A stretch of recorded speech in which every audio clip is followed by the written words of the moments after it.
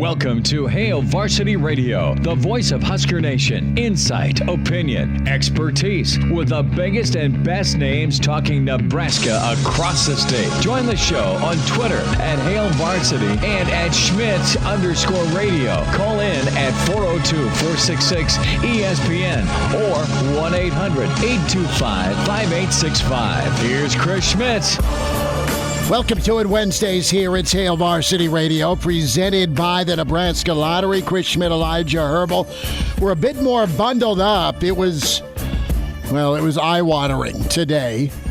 Not out of sadness or joy, but just a brisk wind underneath Memorial Stadium.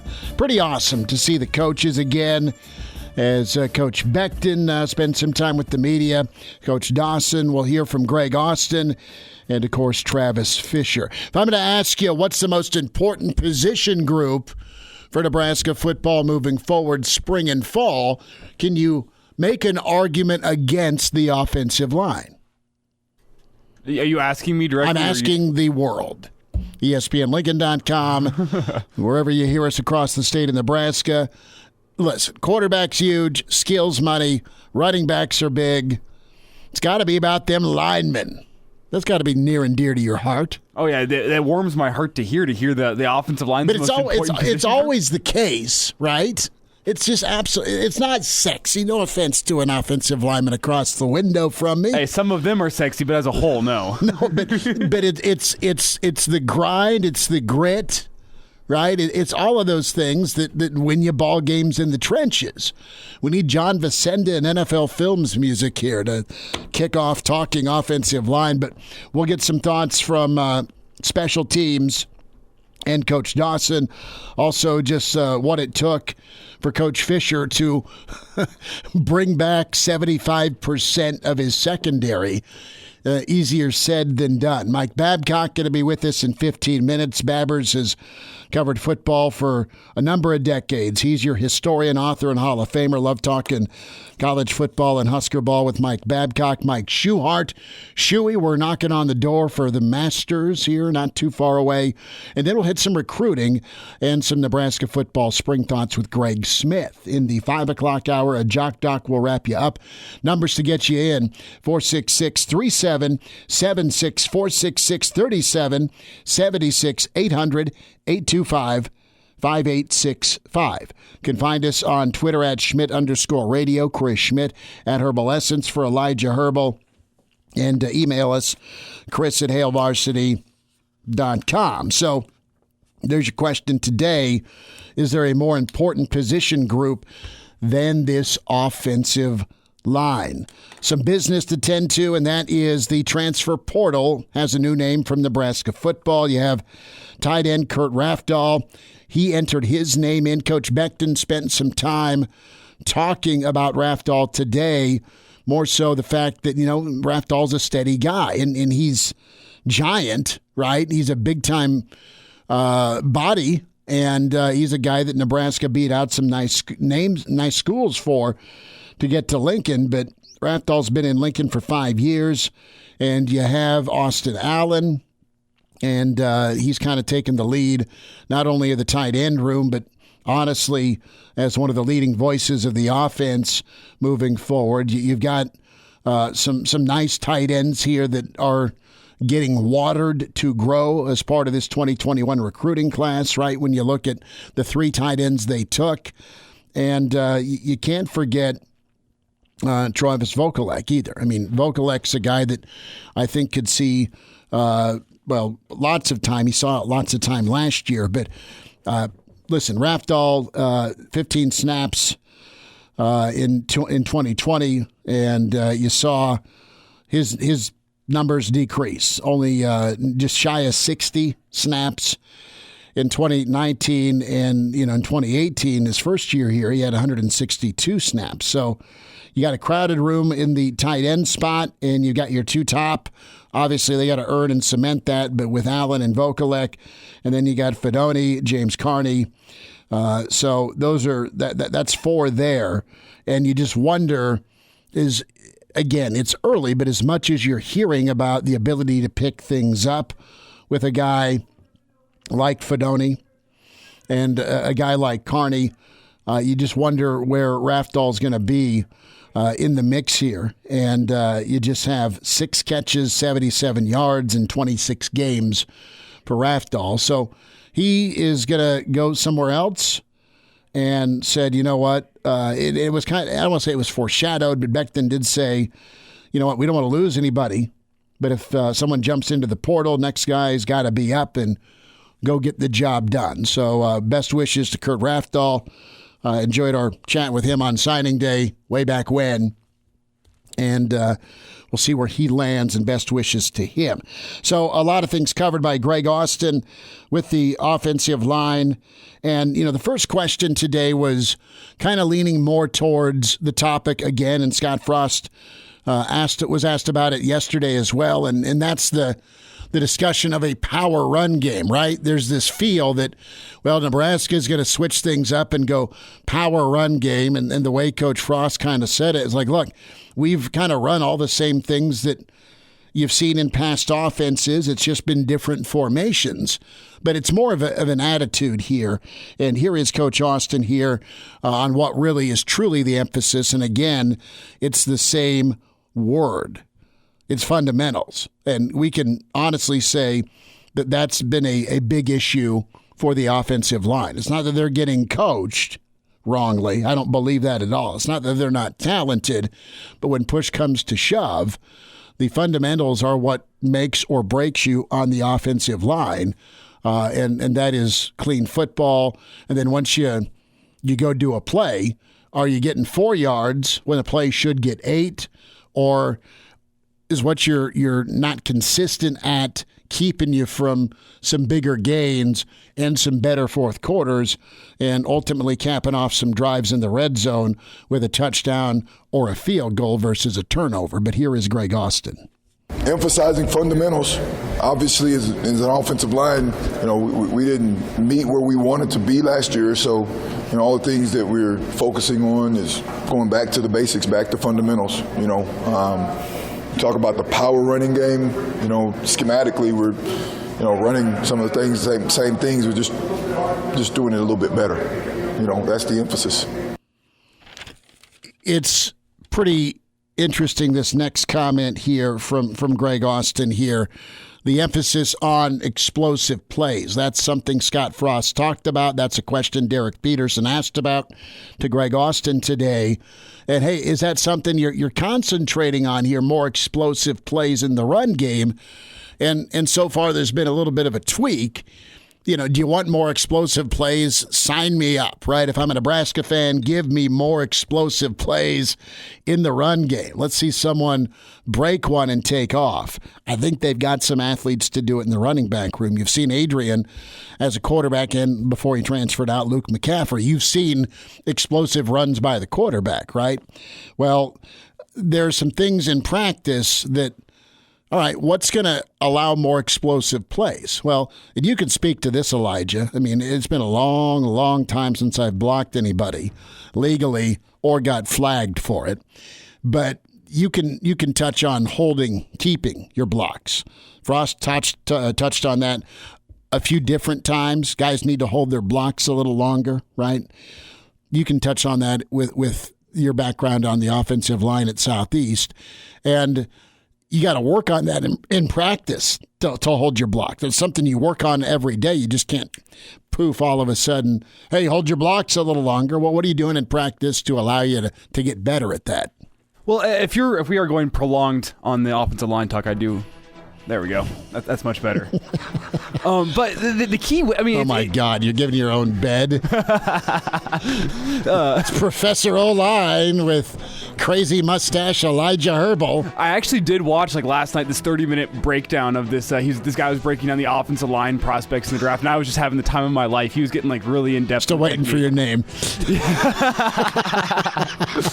No, but, it's so key, the technique of things, of being able to, your hand placement on your initial block. If you get up underneath their shoulder pads, you can control them there and hold them there, and they're not going anywhere. And it comes down to your first placement. If you miss that first placement, it's replacing the hand, and then hand strength. There's so much just technique work that goes into being able to stick on your block for a long period of time, because these defensive linemen, they're going to be clubbing at your hands. They're going to be trying to make it hurt. They can hold. They can do everything. You do something wrong. Yeah, the defensive linemen are trying to hurt you, so you let go of them. It comes down to your technique to be able to hold on to them. Well, and if you're at Nebraska, this is a little bit tongue-in-cheek. You do something too well, you're going to get flagged for it. And not the field. Just in the Big Ten. Just in the Big Ten. But with Greg Austin, he hits on the explosive plays and what Nebraska's doing in their practice setup to allow that. And it's a change, and the change is good in this instance. Doing our job, finishing our blocks, and that's one of the other emphasis as well. Coach Frost, I'll give him a lot of credit. He's changed up some of the things that we do in practice. I won't go into detail, but he's allowed us to really emphasize, finish. And through the first couple practices, it's been really cool to see, us playing until the end of the whistle, with less emphasis on going fast. That's a big adjustment, as it relates to the boys, because you got to take care of the boys in order to do that. If you're not taking care of them and you're just balls to the wall every single play, then there's a fatigue factor that's naturally built in. But you want to get more explosive plays, you got to stick on blocks longer. And can't stick on blocks if you're tired of. I think of that scene in The Blind Side where Michael Orr takes. Never that saw dude. it. Oh my goodness, you're missing out. Who's the gal in it? Dark-haired gal, kind of mousy looking. Sandra Bullock. Sandra Bullock, yeah. Yeah, not a fan of hers. Oh well, I read the book too. The book's much better than the movie, if you're wondering. Yeah, I'll take your word. But he takes the guy, and the whistle's not blowing. The play's still going, but he's 40 yards behind the play, and he's taking the guy through the sideline to the fence behind the sideline and pushes him over the fence. And that's what this makes me think of, is don't go chasing the play. Your running back's 30 yards downfield. Don't go chasing, trying to get set up. Finish your block. Make that guy feel you. Well, and with this, we talk about speed, blur offense, right? I mean, that's an identity associated with Scott Frost. It was associated with Frost at Oregon and Chip Kelly. The wow factor of the offense, kind of the reputation this offense had. And then you go to Central Florida and do your thing that way with Mackenzie Milton. And now you're in Lincoln and you're going into year 4, and people are wondering what the hell's wrong with your offense. And Greg Austin's got a great point. Dude, I hear you. And our guys, we need to hold our blocks longer. Let me do it in practice. Let me have my guys be able to finish after the whistle or at the whistle versus hurry it up, and get a snap off with 15 or 20 seconds left on the play clock. That's a nice adjustment. It's little. I don't mean to overblow it, but it's super important. The fact that they're able to do that, they're not so worried about going 1,000 miles per hour. They're worried about, again, a detail, which is allowing a lineman to lay on a defensive player or stand their ground an extra 1 or 2 counts that could be the difference in 7 or 70 or 17 or 27. It breeds that nastiness. Think about it. Whenever there's a running back 10 yards downfield past the play, the defensive lineman, he is coached to go get to the ball. He's not going to be worried about the block once the running back's past him, but then you get that chance as an offensive lineman to, as I said earlier, to make him feel you get to go finish that block, because he has no interest in being anywhere near you at that point. But you as an offensive lineman can dominate him at the point of attack right there, and he's not going to be worried about what you're doing, so you get that chance to finish it and get that nastiness. Last thought here from Greg Austin, and we'll have some more thoughts from the assistants, but this seems to kind of get in line with the talk of more of a physical offense, downhill running. Is it going to be a setup where there's more of a shift, of a conversation, and then a transformation towards a downhill running attack, more emphasis on it? Can you lean on that, right? And you saw Nebraska out of the pistol last fall do some good things in the run game where they just kind of lined up, went zone, and that's where you saw a lot of explosive plays with the running game.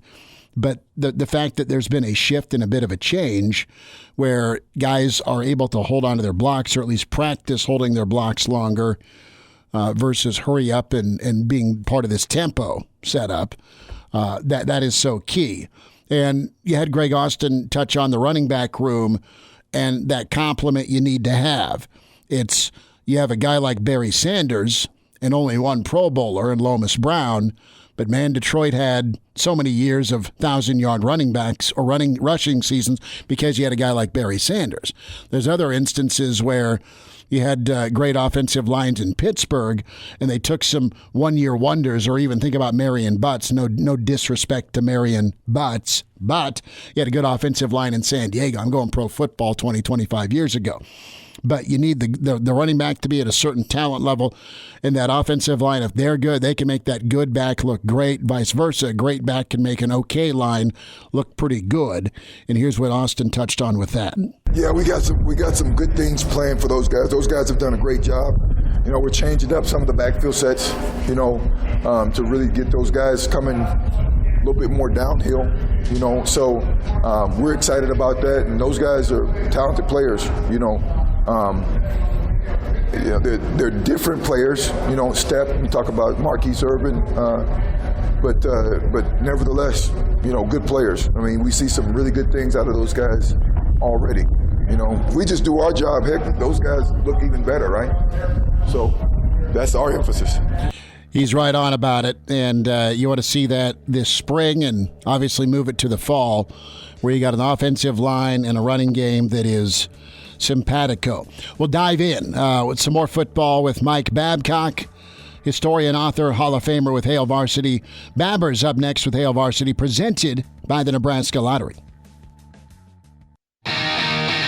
And we're back Fellas, you think we could listen to the radio on Hail Varsity Radio, presented by the Nebraska Lottery. Yes! That's awesome!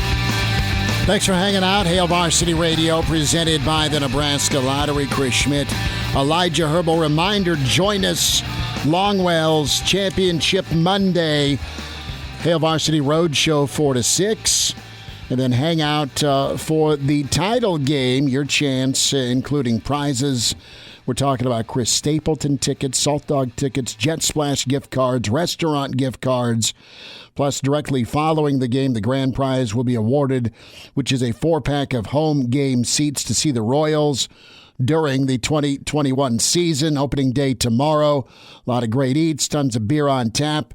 Those Megatron TVs are glorious. It'll be amazing weather. And, of course, Longwell's has those garage doors that open up, so it's very airy. And it's kind of like the old convertible bar, if there is such a thing. It's fantastic. We want to see you down there Monday, April 5th, Hail Varsity 4 to 6. And come down for the show, hang out for the title game, and get good luck with what teams you drew for those prizes for picks. And let's send basketball season out the right way. We welcome in Mike Babcock from Hail Varsity at MD Babs on Twitter. Babbers, kind of a fun start to spring ball. We've not been able to see any action, but we got to see some coaches today and hear from Scott Frost yesterday. It just seems, and this isn't disrespectful to the staff, but it just seems a little bit more focused and drilled down, at least through the first 2 interview sessions we've had. Am I off there, or have you noticed anything different?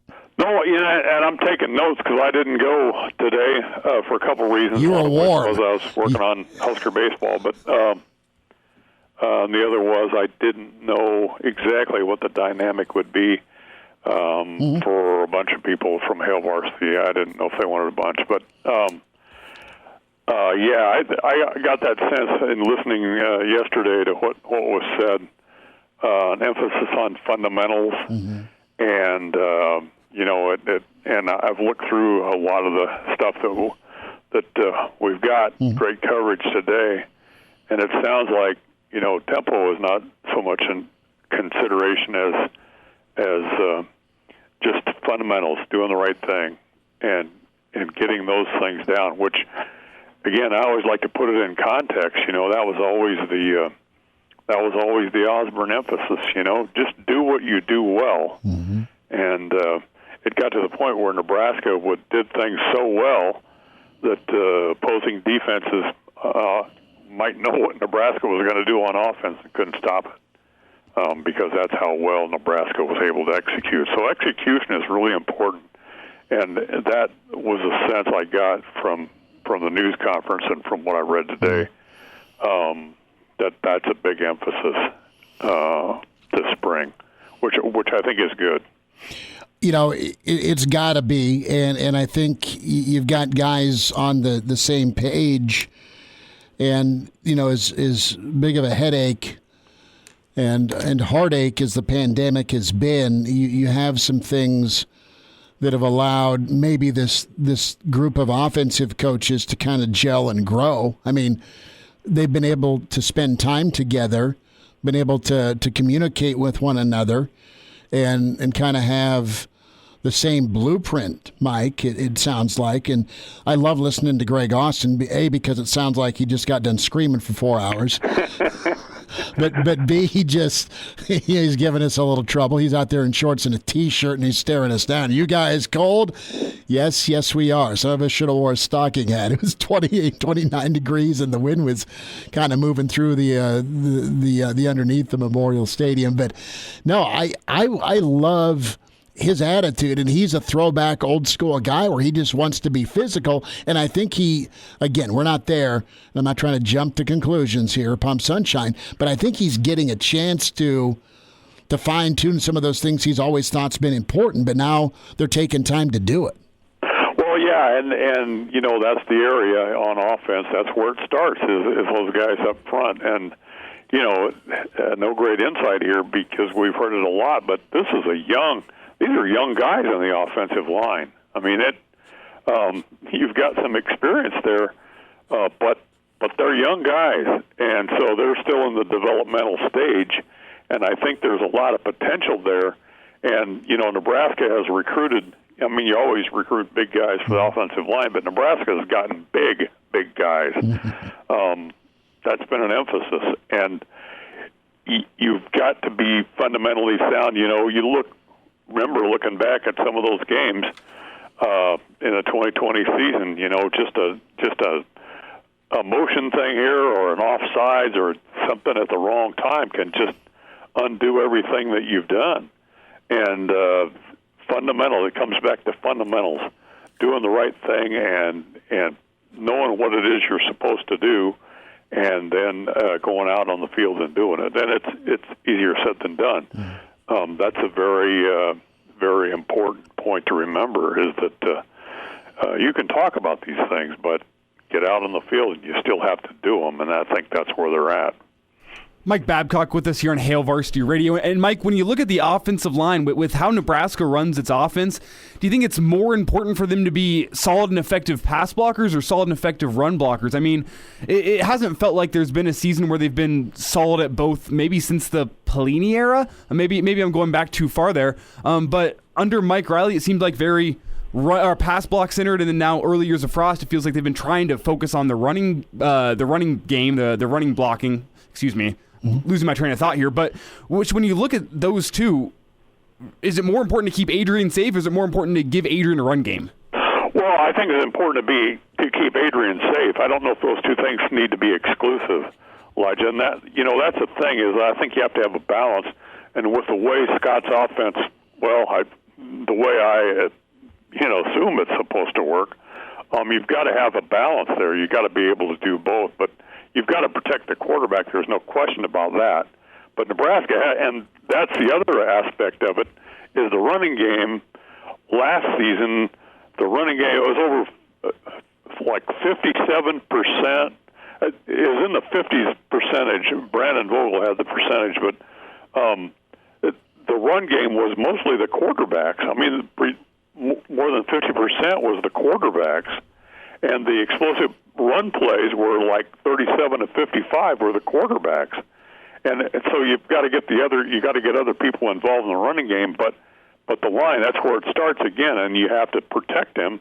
But you also have to have an emphasis on the running game. I think you've got to be able to establish a running game. That's how your passing game works. If opposing defenses are off balance because they're trying to deal with the running game, I think you need both, the balance. Babbers, back to the quarterback and the explosive plays and the emphasis on that. And I really like Greg Austin's comment from last segment about you want more explosive plays. We need to hold on to our blocks longer. To do that, we got to be able to do it in practice versus hurrying up and running another play with tempo. So it seems like the emphasis has shifted, again, to your point about fundamentals over over some tempo. Ideally, you get both. But when you look at what Nebraska did in the run game last year, do you think they went with what they knew and felt best about? Or was it just a situation of COVID, young backs, and also an injured Mills? Do you think that's part of, it's not just one thing, but part of the reason they were so quarterback run heavy is because they had to be? Well, yeah, I think that's the way it worked out. And you're right, probably. I think that, they had the young running backs and Mills situation and so forth. But you have to have, that's one of the things that's going to be interesting this spring because, again, you're still young running backs, and you got Stepp, the transfer from USC, and who's going to? Somebody has to emerge, I think. I mean, you can't just keep rotating those guys in there. I think you have to have somebody that you can depend on, and I think the competition there is going to be interesting. It's probably going to continue into the fall, but again, it can't be all on top of the shoulders of Martinez. He's got to get some help, and the offensive line's part of that, but the running back, somebody has to step up and be consistent. Mike, going to shift gears, talk a little Husker baseball. I know Will Bolt had another Zoom session today, and Huskers fresh off a sweep of the Gophers. They showed a ton of offense. Povich, phenomenal. Shutout, incredible for him. Big Ten pitcher of the week. The offense continues to hum. And you had Roscom blast couple of homers on Saturday. Cam Chick launched one as well. Are you seeing more power than you expected, or was it just kind of a grab bag going into this year? I mean, Nebraska's feeling great. Their momentum's pretty good, and they flipped things since a hiccup against Iowa. I'm seeing more power than I expected. Yeah. I don't know. Maybe my expectation was based on wrong information, but I didn't expect the kind of power that they've shown in situations. But it still goes back to what Bolt said today, and what we've talked about before is that they play the way Will Bolt played when he was at Nebraska. I mean, it's grit is the thing, and they keep track of that. And I think Joe Acker said their slogan is gritty beats pretty, and that's the approach. And that was a Will Bolt approach as a player. And that's the way they've done it. So it's been different. There's been different guys that have stepped up. And they've had different kinds of games. They've had games where they rolled up runs, we know that. They've had in the last series, they had the 17-5 game, and they had the last two games against Iowa, they scored 23 runs combined in those two games. And yet they've also been in games where they've battled and got the job done without scoring big bunches of runs.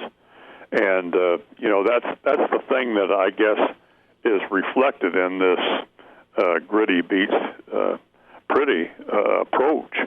And it sounds like all the players have bought into it. So you got different players making different contributions. And I thought it was interesting, again, Acker started out the season, he's a number 9 hitter, and they felt good about what he was doing and turning the order over at number 9, but now he's the leadoff guy, and Bolt has been very complimentary of what he's done, in terms of just getting on base and putting the team in a position to get some runs and to be aggressive offensively. And so, I think he's just a good example of top to bottom. Hagee's getting an opportunity now. He came back early in the season. He wasn't playing a lot.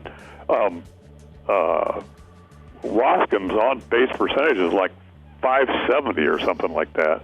I mean, he wasn't playing a whole lot at the beginning of the season, but now he's come on.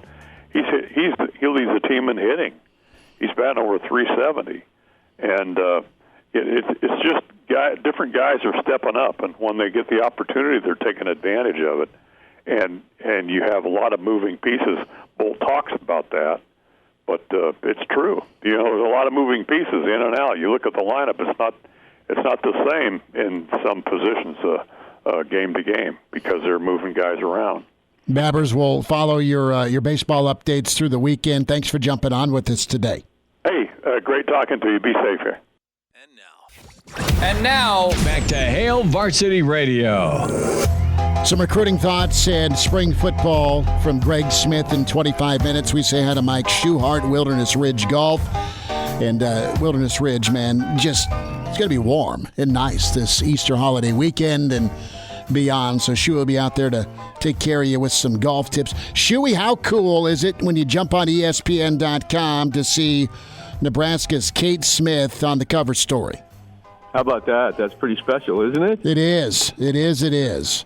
That doesn't happen very often, so pretty special time for her. She's a great player, so glad to see her doing what she's doing. Not surprised, though. No, and you have a long track record, Bud, of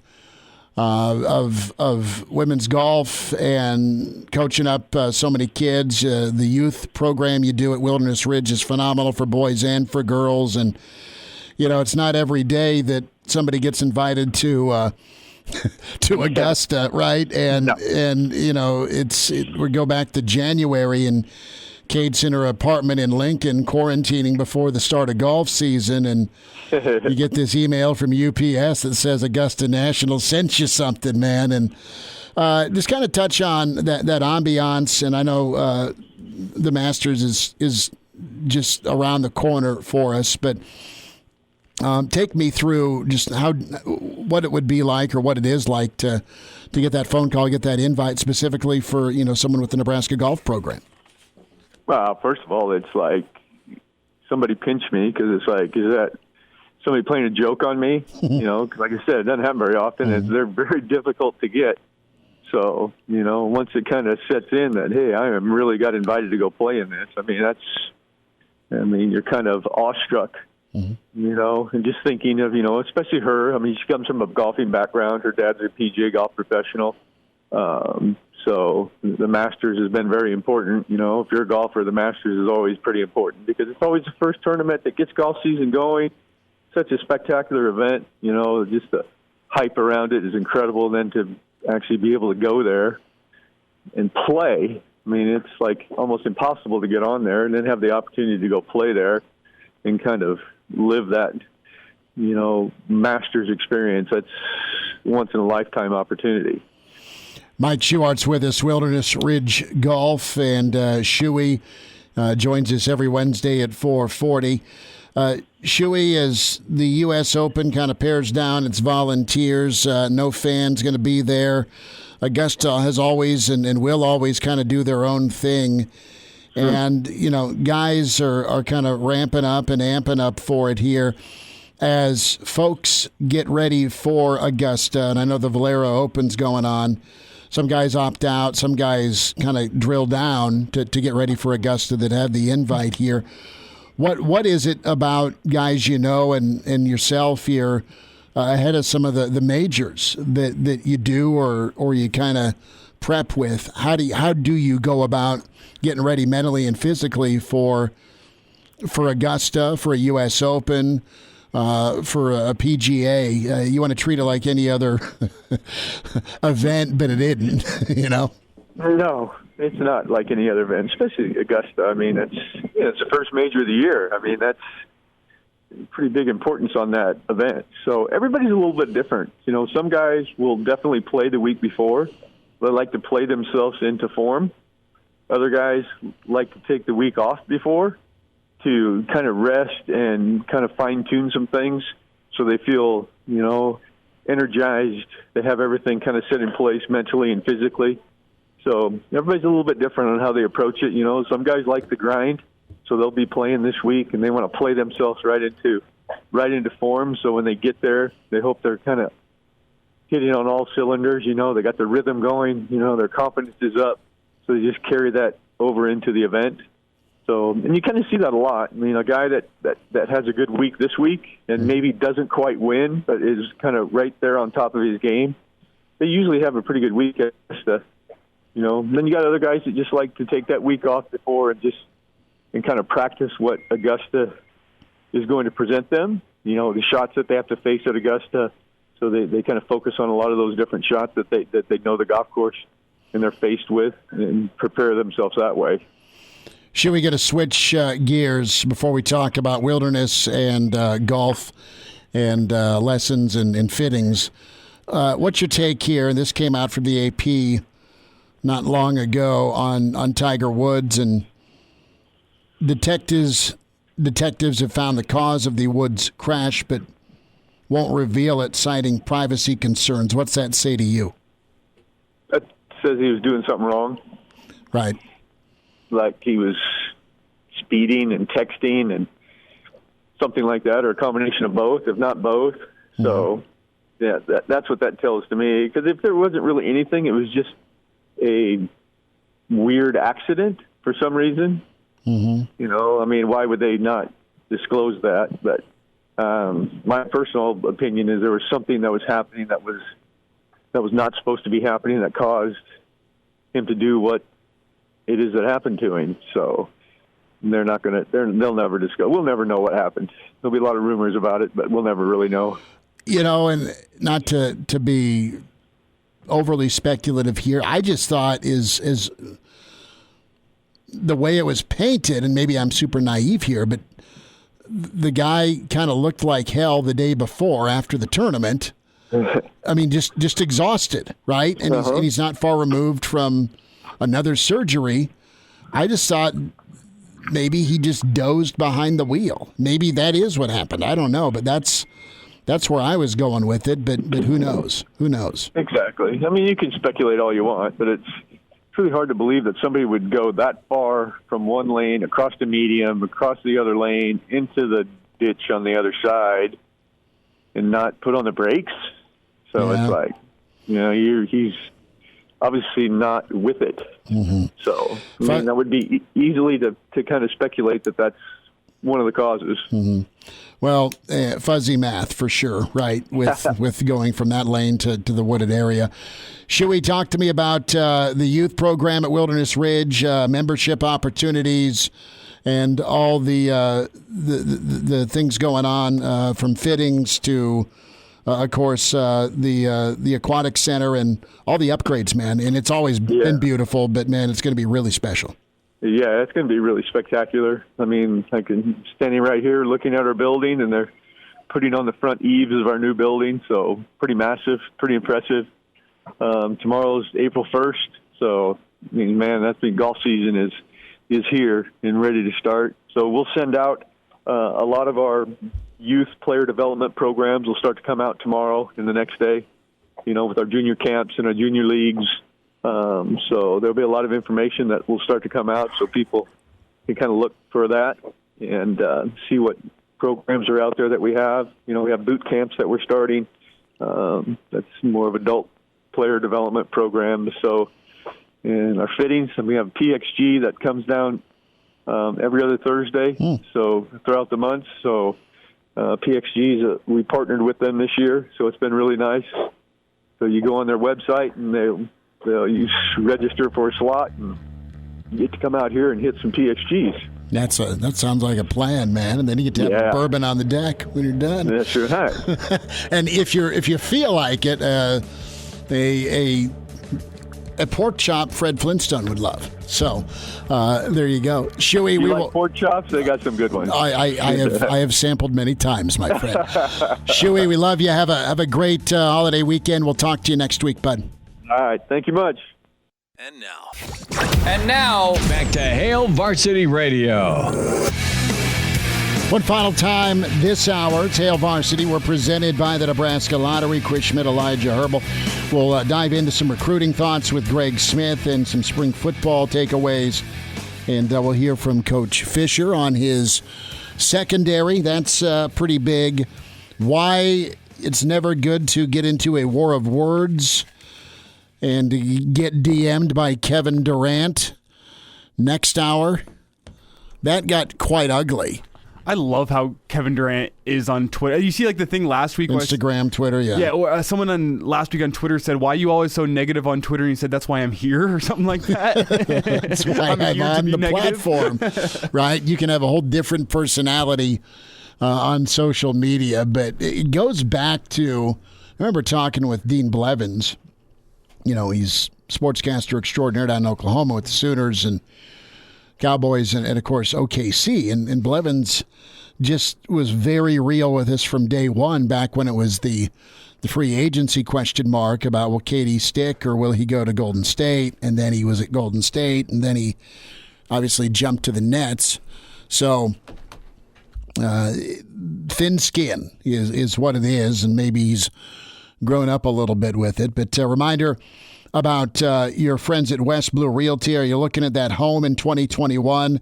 West Blue Realty specializes in residential home sales and surrounding communities. They'll help make that next move a smooth one. For a limited time, you mentioned Hail Varsity. West Blue Realty can provide you up to $1,000 on the closing of your next home purchase. Tom Luby there to make it happen for you. 402-540-3768. Or Kelly Hofschneider. Kelly's outstanding as well. Tom and Kelly do just a phenomenal job. Give Kelly Hofschneider a shout at 402-202-2312. It pays to work with West Blue.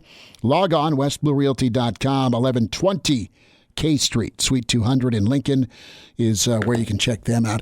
Let's get Chris squeezed in here to end hour one. Chris, thanks for calling. Go ahead. Hey, Schmitty. So some of the stuff in the language that's coming out about, what Coach Austin said, and even what I picked out of some of what Babber said, about the consistency and what's the word I'm looking for now? I'm drawing a blank. Fundamentals? The basic fundamentals. Yeah.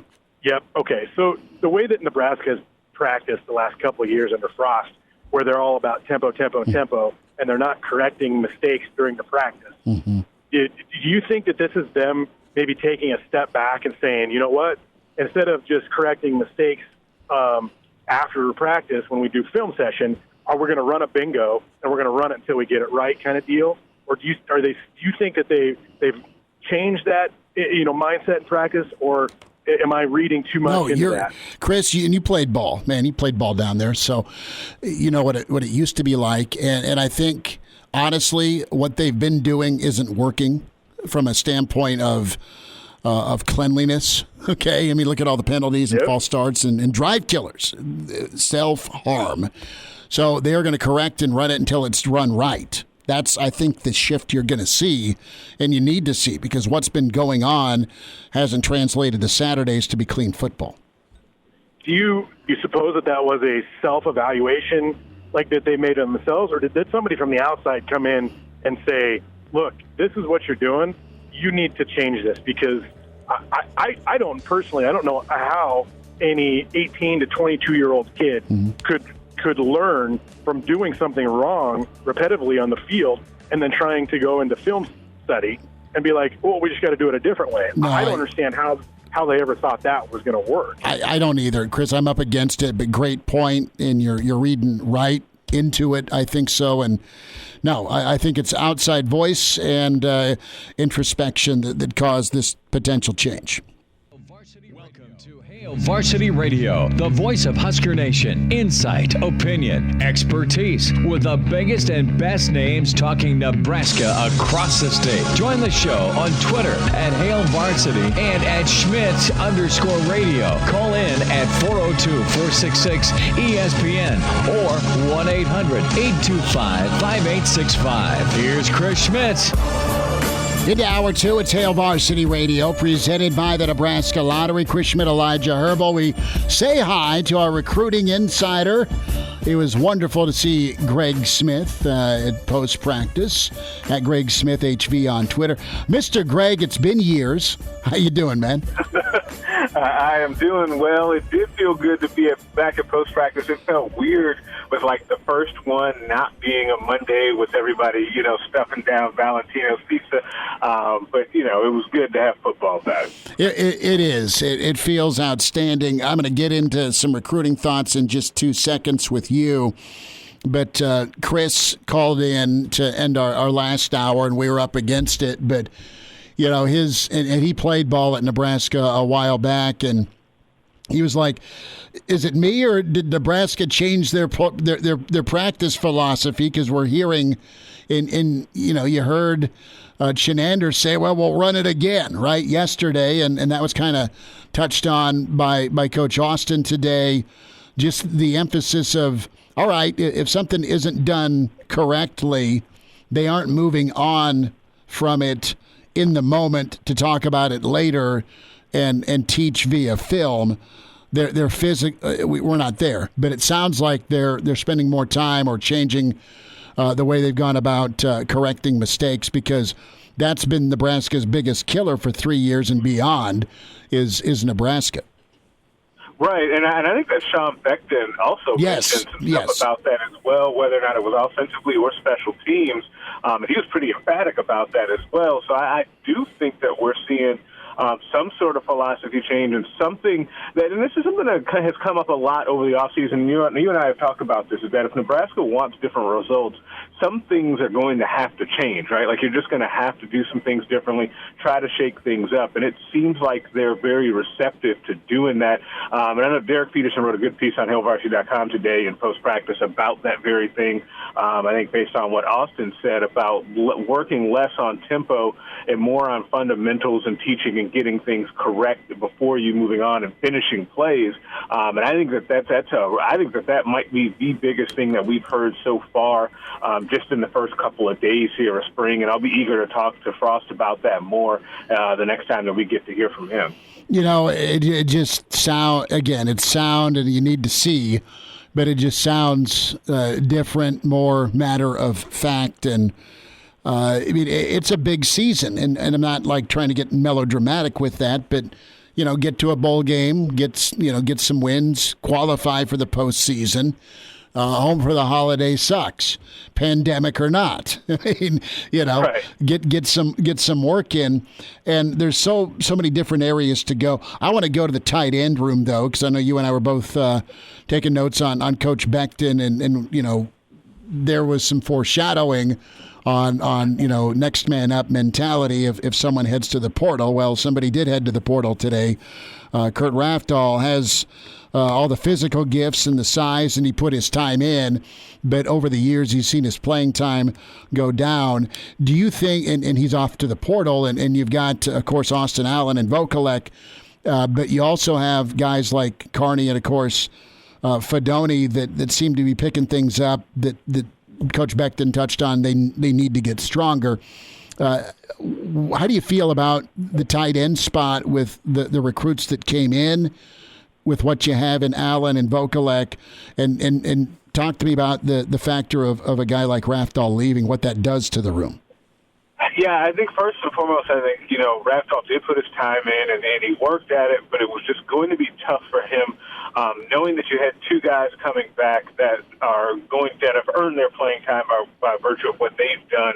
So you're probably looking at best starting off third on the depth chart. But by the way, you got the number one tight end in the country who enrolled early, who's also hungry for playing time, and then James Carney, who's a little bit banged up right now. And Sean Beckton said had a shoulder issue. I think he had a labrum that he had surgically repaired over the offseason, but he'll be back in a couple of weeks. They want to work him in, and then A.J. Rollins is coming in over the spring or in the summer. So it's just really difficult for a real path of playing time for Rafdal. So I think overall, the tight end room will be fine. Beckton said he wants it to be one of the best in the country, and he thinks that they have the bodies and the guys to be able to do that.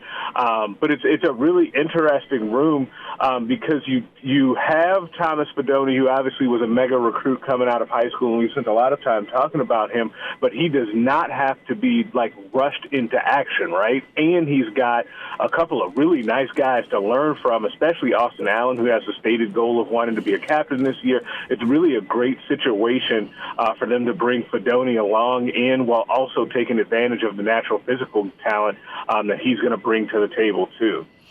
Greg, want to go to recruiting and talk about Helms, talented tight end for Bellevue West, put his top 10 out Monday. Nebraska not in the top 10. So big picture, since Frost and company have been here, they have done well with in-state kids. Recently, you have lost Johnson, you've lost, and it looks like you're going to lose Devin Jackson out of Burke, Deshaun Woods out of Central, and Helms really loves Oklahoma out of Bell West. You did get Ernest out of Columbus, and he's phenomenal. But and you lost Avante Dickerson, right, and Xavier Watts to to Notre Dame. So your overall batting average is still sweet, but your recent swings at the plate haven't gone well. In your opinion here, and you know, you heard we've seen Helms's quote, you know, kind of burn out on Nebraska, wants to kind of go do his own thing. Does Nebraska need to change something about what they're doing or how they're recruiting in state, or are you as an analyst panicking with this trend here for Nebraska? Boy, it's tough because on one hand, you never want to lose any of these top guys, especially when it really looks like at this point that the top 4 players in the state of Nebraska, all of those top 4 in Omaha, will not come to Nebraska for the 2022 class. Like, it looks bad for that right now, for just being honest, right? And so when you say that, and then you mentioned Johnson, you mentioned Dickerson, both also from Omaha, like it starts to pile up the wrong way after Nebraska started off under Frost very well in state and in Omaha when they landed Henrich and Hickman, right? Mm-hmm. But I think something bigger is happening here when it comes to Omaha and wanting to stay in this state, because even if we fan out outside of football, when you look at basketball and Chucky Hepburn, who's heading to Wisconsin, obviously Hunter Salas, one of the top basketball players in the country, heading to Gonzaga. Something is happening between Omaha and the rest of the state, and I don't want to make it sound like some kind of conspiracy theory or anything like that, but there is something that needs to be addressed when it comes to how just Nebraska athletics, and we're talking Nebraska football in particular, recruits those kids, and whether they need to do more outreach to high school coaches, whether or not they just need to win more. A lot of people will say that, and just make it look like it's more fun. But something is amiss here between Omaha recruiting and just getting those guys to want to stick around in state. It seems like a lot of them just want to spread their wings and get out of the state when they could be doing big things in college here. Well, winning is going to make Nebraska hoops or football more attractive.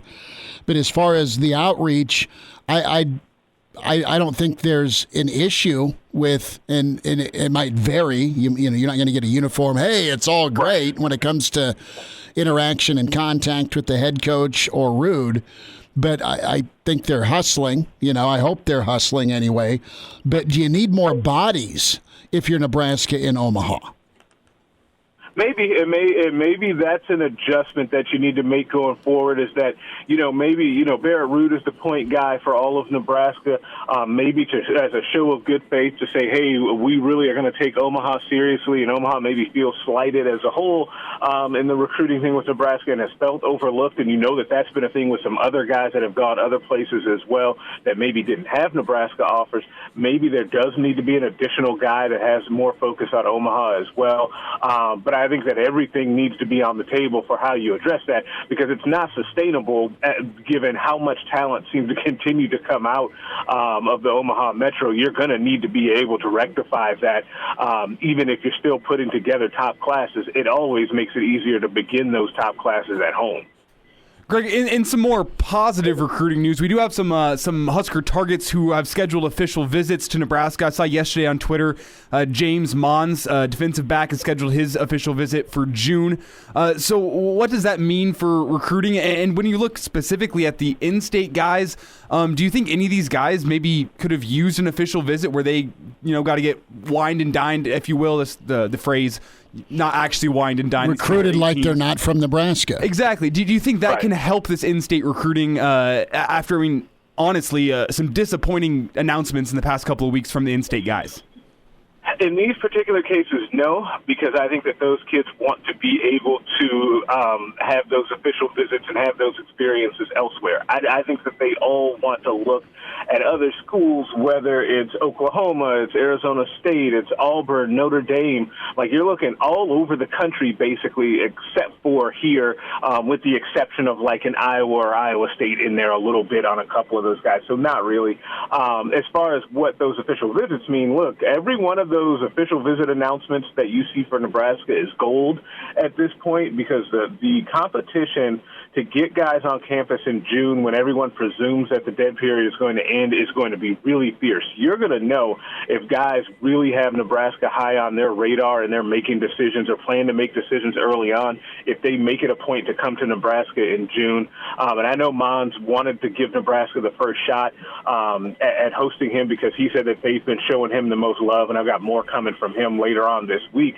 But I think that it's a great sign that both he and Popeye Williams, the defensive end / outside linebacker out of Indiana, are scheduled to be here for that first weekend. But you're definitely going to want to see more of those going forward for Nebraska.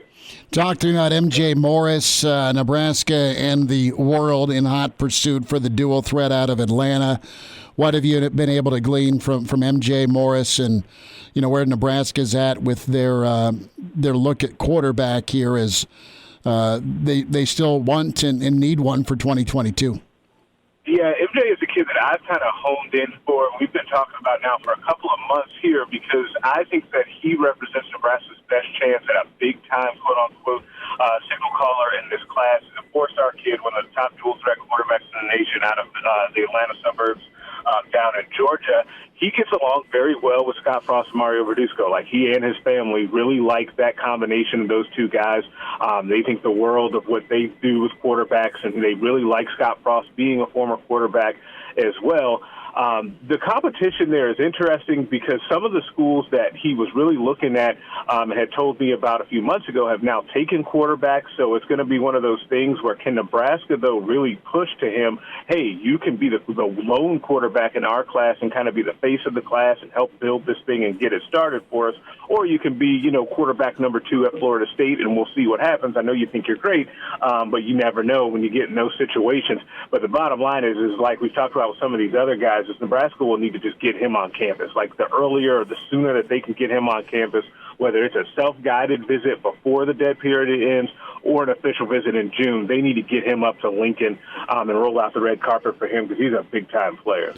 Greg, back to spring football. Greg Smith with us, Hail Varsity Recruiting Insider. Does a great job covering Nebraska football at Greg Smith HV on Twitter. Greg, what needs to change? Spring is part of that, but as we look towards the fall, what are you anxious for with this offense, either philosophically or fundamentally? Because we've heard the term fundamentals more the last couple 3 days than I think we have the last couple 3 years. Yeah, I definitely agree with that. That's interesting in itself. I think that can Nebraska establish a running game consistently with the running backs, right, and have that be the focal point of the run game with QB runs sprinkled in that would actually make that QB run game more dangerous moving forward, which would then open up the entire offense, right? I think that when we've seen this offense operate at a high level, whether the times that it's happened here at Nebraska in short spurts or, you know, especially down at UCF, really out at Oregon, it's always featured really good running backs, and it's featured multiple of them, and it's featured just a real threat from running back. So I think if Nebraska can get that and let everything else build off of that, that would be the really big thing. But again, that's going to be one of those things that, you know, we can hear about it all day long during the spring. I think that people are going to want to see that in the fall. But if you start hearing about that, I think it'll be encouraging. Greg, we've heard some interesting things about Thomas Fidone early in spring practice. We've heard that he's been diving into his playbook, been texting some of the upperclassmen in the room, trying to, you know, get the playbook down so he can get on the field year one. When you're looking at Fidone, do you think he's going to be the newcomer that maybe makes the most difference on the field this fall? I mean, you got a couple difference makers potentially on the offense in Samari Toure, Omar Manning, and Marquise Stepp as well. Man, if I say of all of them, no, I would actually say Fidone is not going to be the most impact newcomer, because I think that Toure has a really great chance of doing that. I think that him playing in the slot is really intriguing to me. And if you could get it right and what Nebraska would truly want, which is to have Toure in the slot and then have Betts and Manning on the outside, I think that that's a heck of a combination. I think that Marquise Stepp, provided that he's healthy because he had been banged up some at USC, could be a really nice addition, and being the starting running back is just going to lend itself to more production than being, you know, the second, probably at best, tight end for Fidone in year one. So I think you've got some really good candidates. It's not a knock on Fidone. I think there's some other really good candidates to be the kind of newcomer of the year on offense for Nebraska. Greg, we'll do this again. Awesome to get caught up. It went too fast. Thanks for the insight and the chat today. Hey, thanks as always. You guys have a good rest of the week. All right, there he is, Greg Smith with us at Greg Smith HV on Twitter. Open phones for you. Give us a shout, 466-3776, 800-825-5865. Chime in 402-466-ESPN or email the show, Chris at HailVarsity.com. Just try me. Try me. Back to Hail Varsity Radio. Thanks for hanging out. Good stuff from Greg Smith, Mike Schuchart, Mike Babcock. Can log on ESPNLincoln.com and check out the on-demand section on Twitter as well at ESPN Lincoln. Don't forget, Championship Monday down at Longwell's, Hail Varsity Live, Roadshow Monday, 4 to 6. Come down, get registered, and stick around for the championship game. Your chance to get prizes, that includes Chris Stapleton tickets, Salt Dog tickets, Jet Splash gift cards, restaurant gift cards, and following the title game, the grand prize. You want to go see the Royals? It could happen for you. A 4-pack to go see Kaufman in Kansas City. We have missed live sporting events, and how awesome would it be to go see the Royals this 2021 season? Of course, Longwell's down in the rail yard, going to be gorgeous weather Monday. They'll open up the garage doors, so to speak, kind of like your convertible, right? Roll the windows down. Plenty of great eats, tons of beer on tap, the Megatron TVs, and if you have the prizes for picks teams that end up, good on you. Right? It's been a wild and crazy NCAA tournament run. A rock fight last night between UCLA and Michigan, but it was entertaining enough. Too many missed shots by Michigan. They missed, 7 to 9 of their last shots. A lot of them at the rim. There was no Mutombo there. Finish, Michigan. All right, there's my whine for the moment. I was so frustrated last night, not because of the game, but because in the original iteration of my bracket, I had Michigan State beating Michigan to go to the Final Four.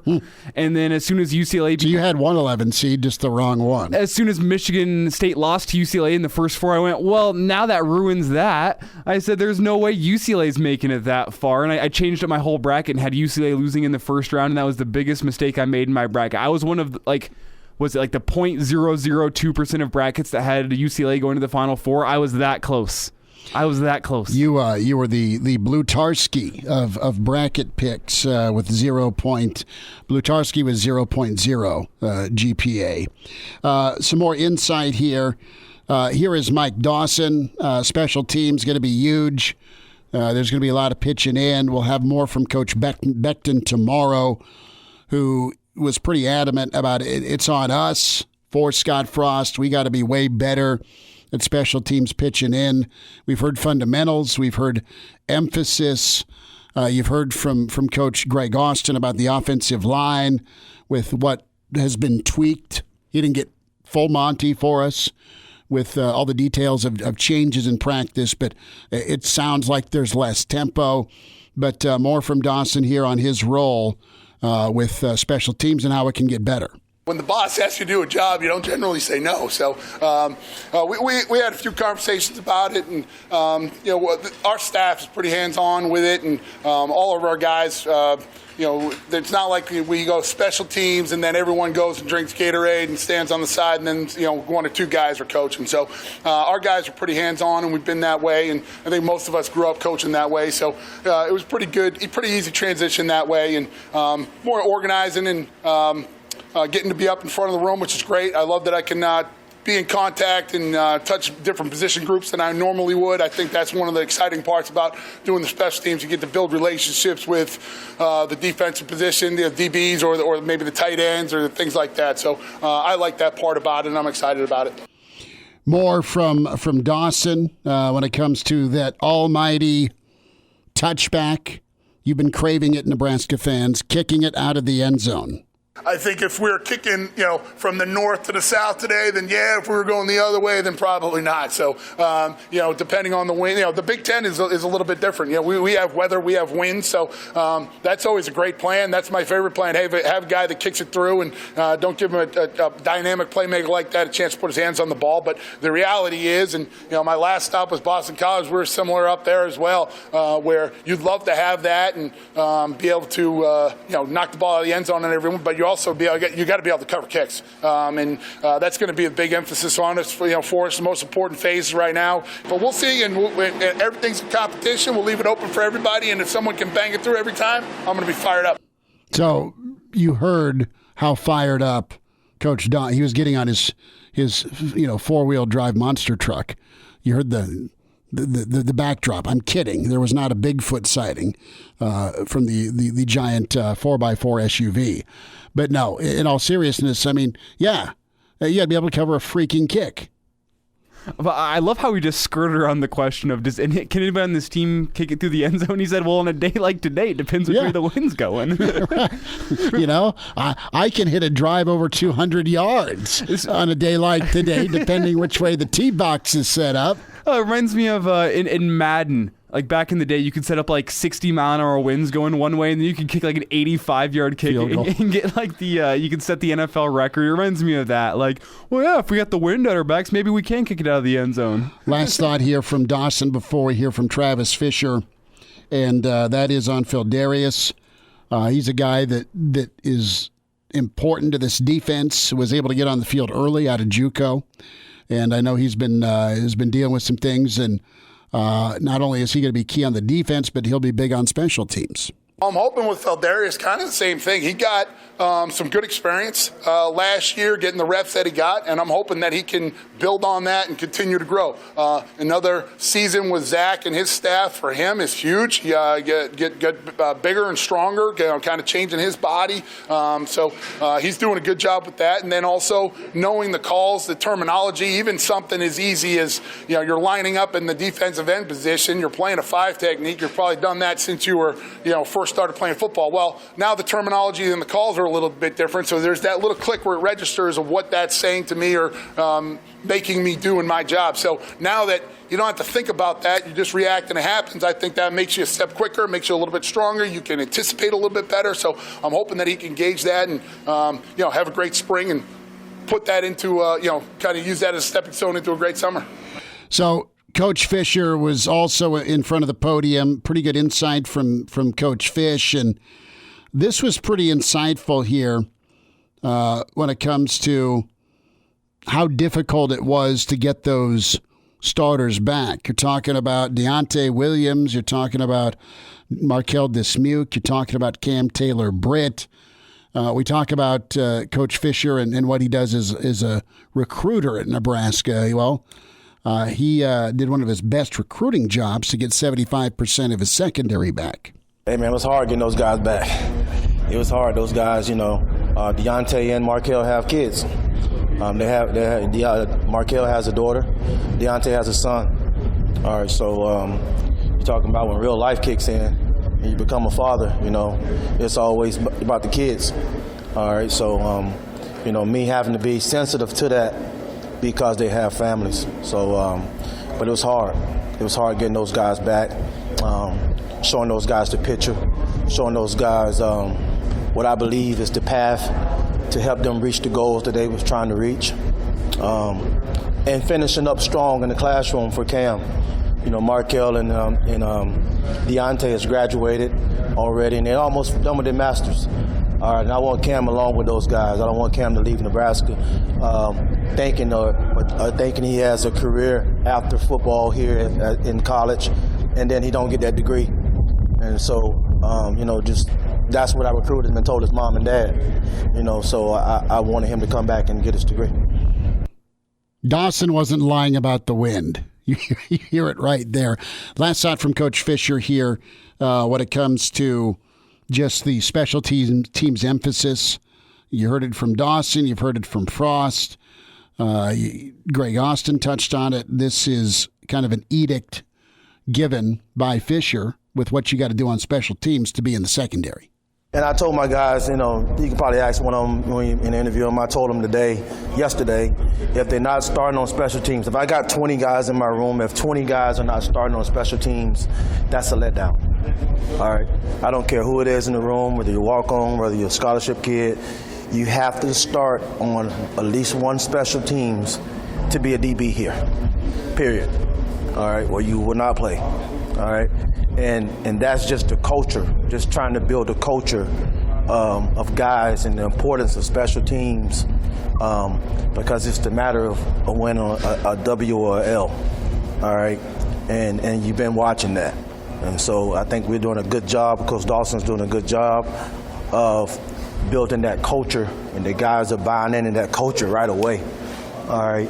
And like I said, every coach has a part of that, but Coach Dawson's doing a great job of setting the culture of the room, and then I'm basically echoing that in my room by holding the guys accountable to being on special teams. Accountability. And that's not anything against Fisher. I think he has had a high level of accountability in his room because that unit, the secondary, has probably been the best unit for Nebraska football behind the defensive line last year. All right, so you're getting some true emphasis from the top on down of importance. And again, I feel good about the offensive line. It's still the most important group for this football program moving forward. Secondly, I think you put in special teams if we're going order of importance right here.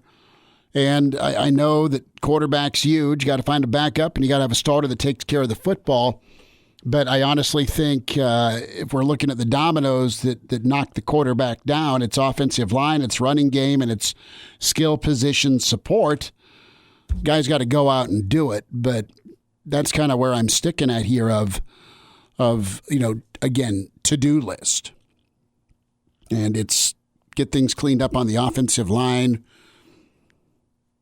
drill down on what you need to be better at, and more explosive plays in the run game, find a back or two or three that can carry the mail.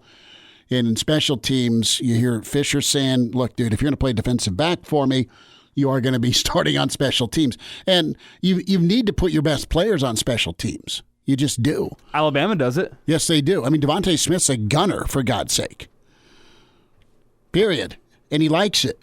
And he's like, look, if I'm just another dude at wide receiver, well, you're not, I can always make a team in the NFL on special teams.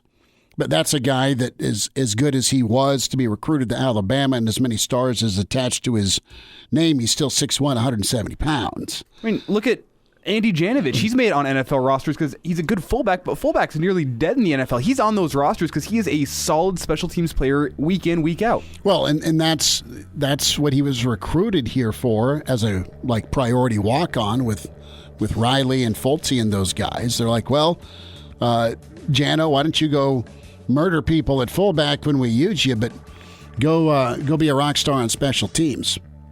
Pretty impressive. We'll work through the rest of our Wednesday at Hail Varsity. We're presented by the Nebraska Lottery. And now, back to Hail Varsity Radio. Back into it at Hail Varsity Radio, presented by the Nebraska Lottery. Time for a Jock Doc Wednesday. Lincoln Orthopedic Center, Dr. Brandon Seifert with us. Dr. Brandon, you got your ball glove out. Absolutely, buddy. So excited about baseball season coming up, and hopefully we get somewhat of a normal season. And gosh, it's just been great seeing those folks out there doing spring training. And I don't know about you, but I'm sure excited about it. No, I can't wait. I can't wait to head to Kansas City. I can't wait to head to Haymarket and get Junior to a Salt Dogs game again. And one of the teams I follow, Boston Red Sox, man, and this goes back to the Curt Schilling era. And I might even, dare I say, the Roger Clemens, 1986 Buckner team kind of got on my radar, and I still weep, man. But anyhow, Chris Sale is just incredible, and he's been just a high level, one of the best there is. And he's a guy that's battled injuries, and he's coming back from Tommy John. Dr. Brandon, let's focus here on Tommy John. As we can go back to last March with the surgery as the rehab continues here. And I know there's been progress technologically made in Tommy John and recovery, but what does the final few, I guess, mile markers look like for somebody like Chris Sale as they get ready to try and get back and not run too soon and get back from Tommy John completely? What's this final mile marker or two look like? Yeah, so really the big key with these, anytime you're going through that Tommy John rehab program, is the first thing is trying to figure out why did somebody end up there to begin with. Mechanics obviously play a huge role in that, and I think it's important to bring it up just with regard to Chris Sale, and obviously has a little bit of an unorthodox delivery, like a lot of the fantastic pitch at that level. Really an unorthodox delivery. Obviously his shoulder or his elbow height is a little bit off when he throws. And so there's some things there that, how much can you correct that but also not change the pitcher he is. So with him, that's obviously a little bit of a challenge that is somewhat unique to him. Is you're going to have to be obviously too, careful about changing it too much. But that's kind of the big focus, this point in the process is, working on that technique, seeing if you can maybe tweak a little bit of the form of that to take away some of the stress on that graph that you placed. Chris, just to kind of rewind on, what we're talking about, I forgot to say just something anatomically. We always kind of talk about that. Just, for our listeners out there, review of the topic. So basically we're talking about Tommy John ligament. So these injuries happen along the inside part of your elbow. If you kind of feel that area, you think is the funny bone. There's a ligament that attaches onto that and then goes down onto the forearm on that side. What happens is that's called the ulnar collateral ligament or Tommy John ligament. And what happens is with repetitive throwing, it gets stretched. It's typically how it occurs. You can have it with, traumatic injury. You can have it where you throw one pitch and it basically lets go and you completely tear it. But that's basically what happens. So kind of fast forwarding to that question we talked about, the technique part's important. The strengthening part's important too. This is a good opportunity to take a look at the joints that surround that area. So for example, if he has some shoulder issues, it's good to try to correct some of that.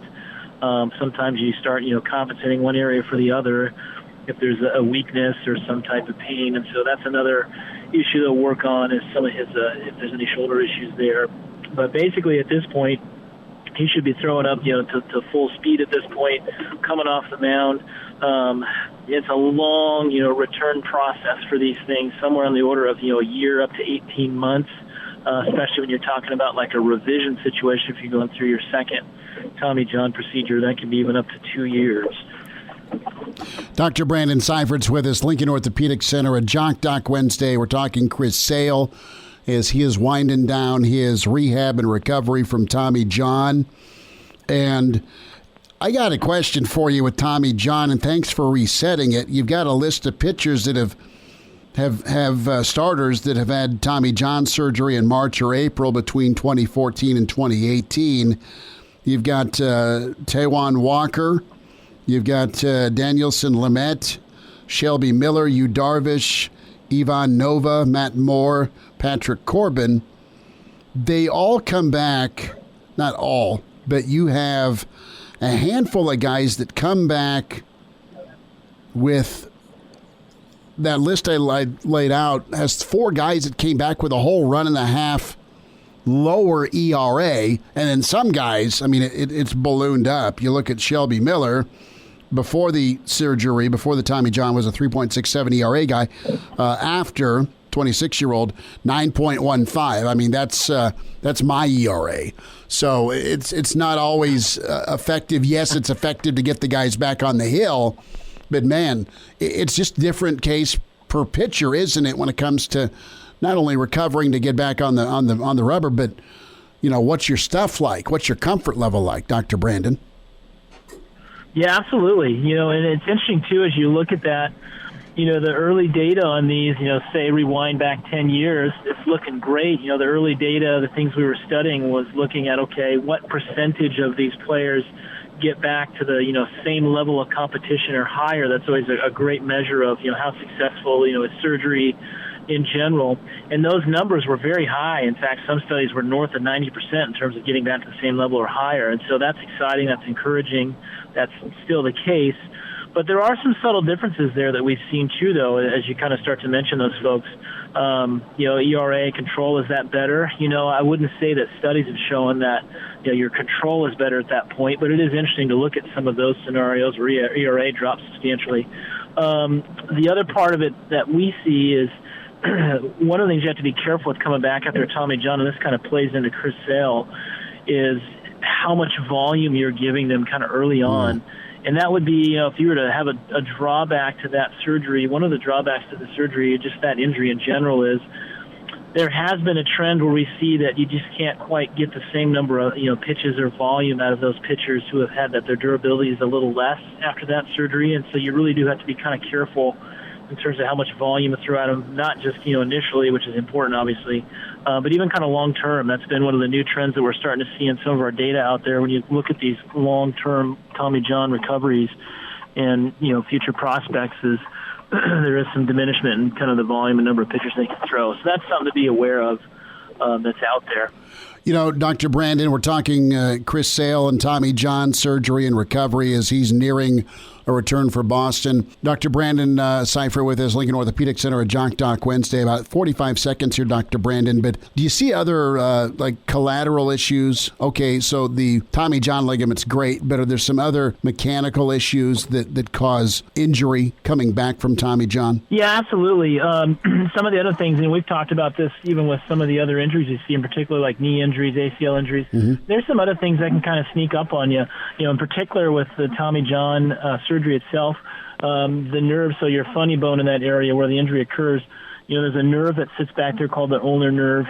There can be some times where that nerve gets either irritated from just the injury itself, surgery itself, some scar tissue after surgery. So that can be one of those things that can be a factor in terms of your recovery and longevity.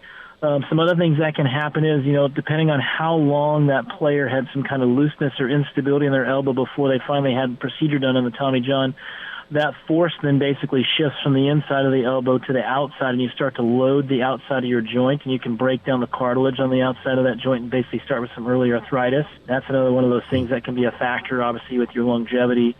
The other thing that can happen, you can build up some bone spurs kind of behind the kind of tip of the elbow called the olecranon. That can be problematic down the road, but typically those are the things you can go in and clean those up, especially at the time of surgery. So those would be some things that we see that potentially could be an issue in terms of career longevity. Dr. Brandon, thanks for the update on Chris Sale.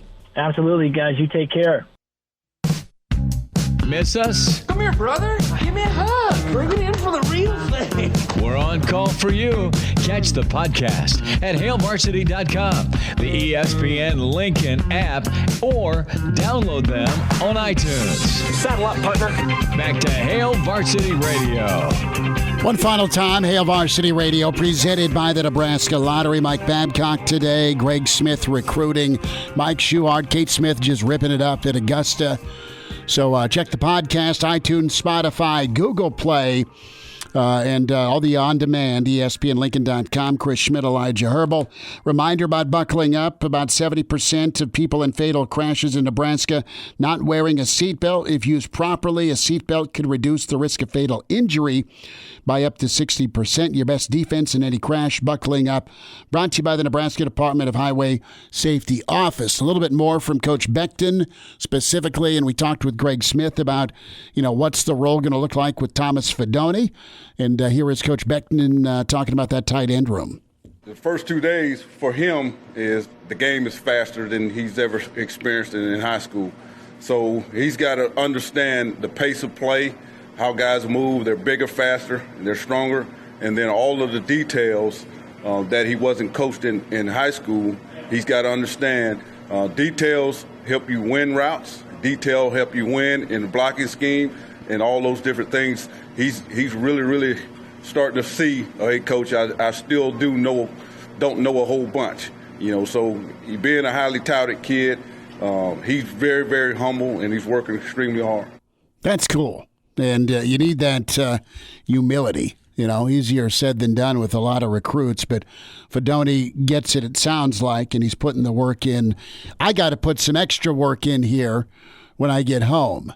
I got the dreaded lunch detention email from juniors middle school. Oh, I thought maybe you're starting a diet plan or something. No, well, I'm trying to eat better. Mm-hmm. May not look like it. Saying it's not going well for me, but... Well, you're tall and you have great metabolism, so it doesn't matter. As I'm thinking, do I go bone-in pork chop or just chicken breast tonight? I will make the correct call. So, I'm going to erupt. I can yell and scream at Junior, and he just looks deer in the headlights and, makes the same mistake. I need to stop him during practice, apparently, and have him run it again.